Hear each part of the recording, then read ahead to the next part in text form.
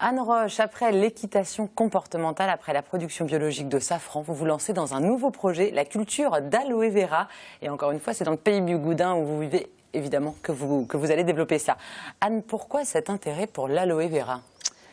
Ça correspond à un intérêt global pour les plantes médicinales, la médecine un peu naturelle.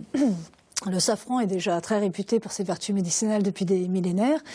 Et donc c'est par cet intérêt qu'on a voulu diversifier nos productions. Donc on a commencé l'année dernière aussi la production de curcuma bio, donc vendue sous forme de plants en fait. Et cette année, nous avons pour projet de développer l'aloe vera bigoudin et biologique. Alors un mot, parce que l'aloe vera, on s'en doute pas forcément tous, ça ressemble un petit peu à un cactus. Ce n'est pas de la famille du cactus pourtant. Du tout. Expliquez-nous un petit peu ses vertus et ses caractéristiques. Alors elle est surnommée la plante aux 1000 vertus ou plante de l'immortalité. Elle est utilisée. Non, j'aurais pas le temps, je pense pas. Mais elle est utilisée aussi depuis plus de 5000 ans et c'est la plante médicinale la plus utilisée au monde encore à l'heure actuelle en fait. Pour son odeur, alors elle est à la fois dépolluante dans un intérieur, mais elle va également être utilisée pour son gel en fait, le gel contenu dans la feuille. Donc en fait, on peut l'utiliser en soins externes ou en soins internes. Pour ce faire, on peut couper des morceaux de feuilles et ensuite utiliser simplement le gel contenu dans la feuille. On compresse. Voilà, alors simplement en application sur une brûlure, une coupure, des piqûres d'insectes. Ça va soigner des problèmes d'eczéma, de l'acné, psoriasis, ce genre de choses, donc en usage externe. Et on peut aussi extraire le gel et le mixer en fait avec un jus de fruits ou du miel pour profiter de ces bienfaits en interne. Donc pour tout ce qui est système digestif, c'est un très bon anti-inflammatoire, antiviral. Voilà, enfin c'est étonnant cette plante. Alors, est-ce que ça pousse bien dans le Finistère? Parce qu'on n'a pas l'habitude forcément d'entendre parler de culture d'aloe vera dans le département.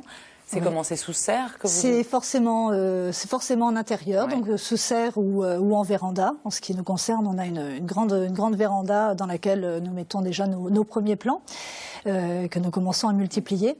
Et nous allons développer du coup deux variétés, aussi bien l'aloe vera linné qui est présent ici, que l'aloe vera arborescent qui est une autre variété un peu moins connue mais encore plus puissante sur le plan des vertus médicinales.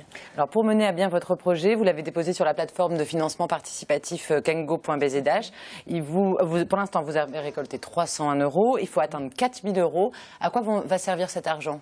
Alors cet argent va nous servir à pouvoir démarrer avec plus de plants d'aloe vera que nous en avons jusque-là. Donc ce seront des plants nés en France, certifiés bio. Forcément. Ensuite, avec cet argent, on va également investir dans du petit matériel d'horticulture, dans des voiles d'ombrage, enfin tout le matériel nécessaire pour conduire à bien cette culture. Bon, en tous les cas, il vous reste encore 126 jours pour aider Anne à financer sa production d'aloe vera dans le pays Bigoudin. Donc rendez-vous sur kengo.bzh pour retrouver son projet. Merci beaucoup Anne d'être venue nous parler de votre